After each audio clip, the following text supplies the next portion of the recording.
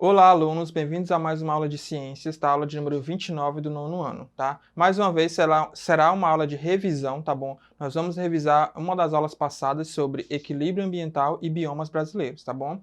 Como em aulas anteriores, vai ser uma revisão baseada em resolução de exercícios, tá? A gente vai tentar explorar ao máximo cada questão e trazer aí à tona as informações, né, que já foram repassadas para vocês em caráter de revisão, tá bom? Espero que vocês aproveitem. Vamos lá. Nós temos aí na telinha a questão número 1 com letra A e letra B. É uma questão que fala do tema equilíbrio ambiental. Inclusive, é a mesma imagem da aula que eu dei sobre equilíbrio ambiental, tá? Vamos tentar explorá-la bem, tá? Leiam comigo. Sobre equilíbrio ambiental, analisando o ecossistema abaixo, tá? Essa figura é um ecossistema, tá?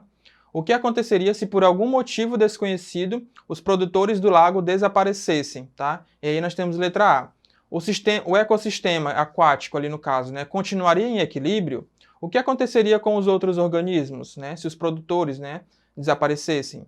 Produtores, gente, quando eu falo, são as plantas ali no fundo do lago que fazem a fotossíntese, né, que são a base da cadeia alimentar. A gente pode chamar eles de fitoplâncton ou produtores, tá? Letra B.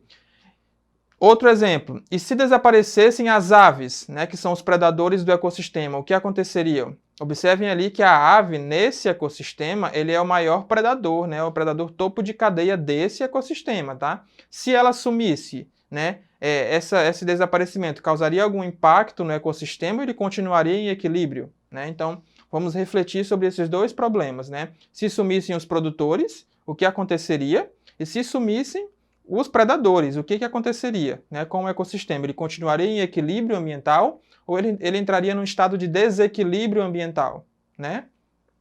Sobre a letra A, a resposta é bem simples, tá? Leiam ali comigo.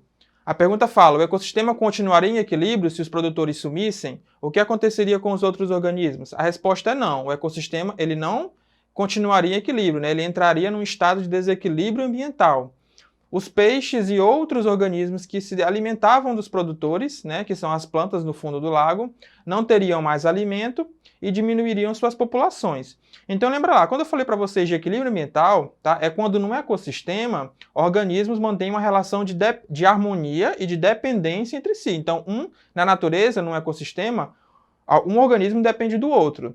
Naquela questão do lago, se as plantas sumissem, né, que são os produtores, né, o ecossistema entraria em desequilíbrio, por quê? Porque o alimento dos peixes desapareceria, né? Com isso, as populações de peixes não teriam mais alimento, né? E ao longo das gerações, elas ficariam cada vez menores, tá? Isso impactaria até os predadores, né? Porque se você não tem peixes, você não tem o alimento das aves. Então vejam, se um elo da corrente ele some ou ele é prejudicado, todos os outros, né, vão ser prejudicados também, tá? E esse ecossistema, no caso, ele entraria num estado de desequilíbrio, né? Ele não teria ali mais produtores, não teria ali mais a base da sua cadeia alimentar. Então veja como os organismos, na natureza, eles mantêm essa relação de harmonia e dependência um dos outros, tá? Eles não estão ali independentes, né, vivendo a sua própria vida, eles dependem um dos outros, tá? Produtores dependem de consumidores, que dependem de decompositores, tá? Todos mantêm uma relação de dependência.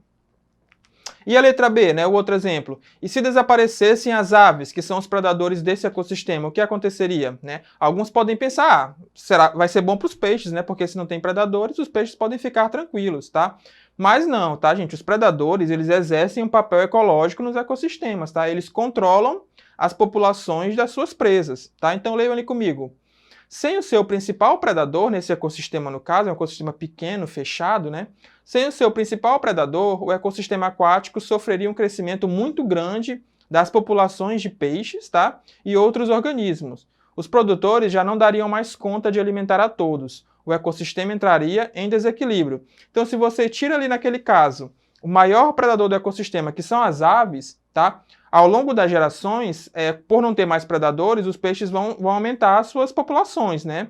Só que o ecossistema ele tem uma capacidade de suportar, né, organismos, de alimentar os organismos limitada. Então vai chegar um momento que vai ter muito peixe e vai ter pouco alimento para esses peixes, porque os predadores não estão fazendo o controle nessa população de peixe, tá? Então vejam, se some o predador, quem vai ser afetado são os produtores, que estão lá na base da cadeia, tá? Mais uma vez, E isso demonstra uma relação de dependência, né, e de harmonia entre os organismos em um ecossistema, tá bom? Então, é uma imagem bem legal para a gente poder analisar essa questão de equilíbrio ambiental, tá bom? A mensagem que eu posso deixar para vocês geral é: gravem isso, os organismos na natureza mantêm uma relação de dependência e harmonia, tá? Isso é o equilíbrio ambiental. Se essa relação de harmonia e dependência for prejudicada, for afetada, o ecossistema tende a entrar num estado de desequilíbrio ambiental, tá bom? Vamos para a próxima questão, desculpa. Questão número 2, agora falando sobre biomas, tá? Agora tratando sobre biomas brasileiros. Assinale a opção que apresenta unicamente características da caatinga, tá? Letra A. É considerada a maior floresta tropical do mundo.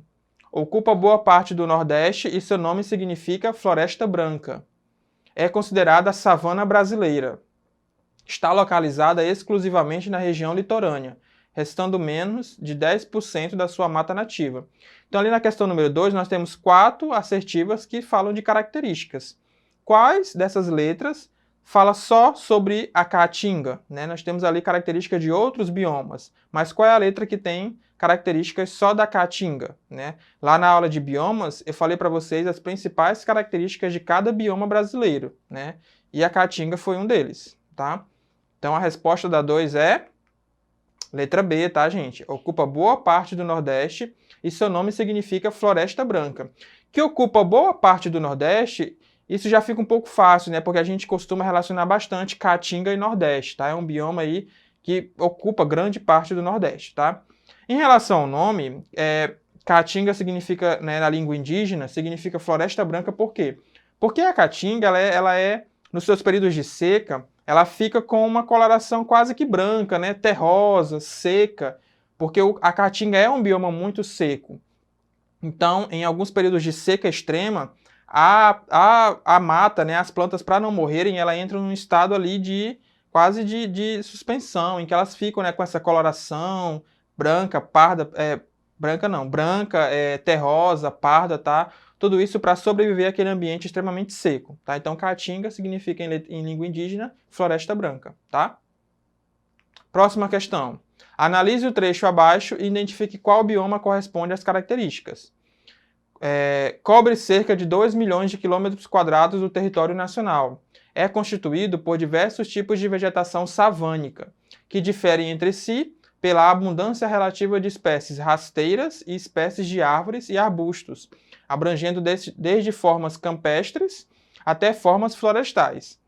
Numa primeira leitura, parece algo complicado, né? Você tem ali falando da vegetação, que tem plantas campestres, né, que são aquelas plantas baixinhas, e esse ecossistema também tem formações florestais, mas tem uma palavra-chave nesse trecho que indica de qual bioma nós estamos falando, tá? Quando ele fala ali, ó, vegetação savânica, né? Savânica remete à savana. E nós temos um bioma no Brasil que é conhecido como a savana brasileira, tá? Então sempre quando vocês verem aí, né, algum trecho falando de savana brasileira, ele sempre está remetendo ao mesmo bioma. Que bioma é esse? É o bioma cerrado, tá, gente? O cerrado ele é conhecido como a savana brasileira. Então é uma dica para vocês quando forem lerem textos, né, falando sobre biomas. Falou de formação savânica, que é a savana brasileira, esse texto está falando do cerrado, né? O cerrado é esse bioma que parece muito com uma savana, tá? Então é uma dica aí nas outras questões que vocês forem fazer, tá? E nossa última questão, falando sobre bioma. Analise o trecho abaixo e identifique qual bioma corresponde às características, tá? Bem parecido com a questão número 3. É considerado uma das maiores planícies alagadas do mundo, sendo o menor bioma brasileiro em extensão territorial, tá? Aí também nós temos aí palavras-chave, tá? Que palavras-chave são essas? Planícies alagadas, tá?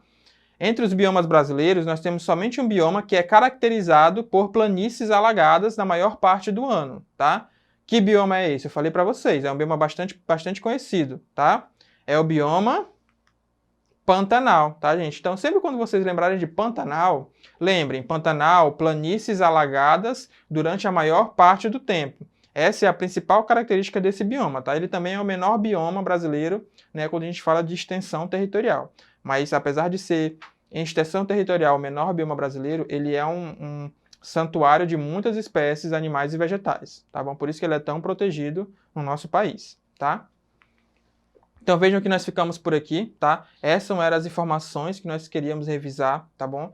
Se ficou alguma dúvida para vocês, reassistam a aula em que eu falo sobre equilíbrio ambiental e biomas brasileiros, tá? E depois reassistam essa aula, que é uma aula de revisão para ajudar vocês, né, nas provas e nos exercícios, tá bom?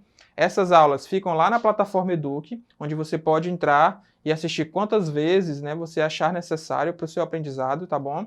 Agradeço a atenção de vocês, desejo bons estudos e até a próxima.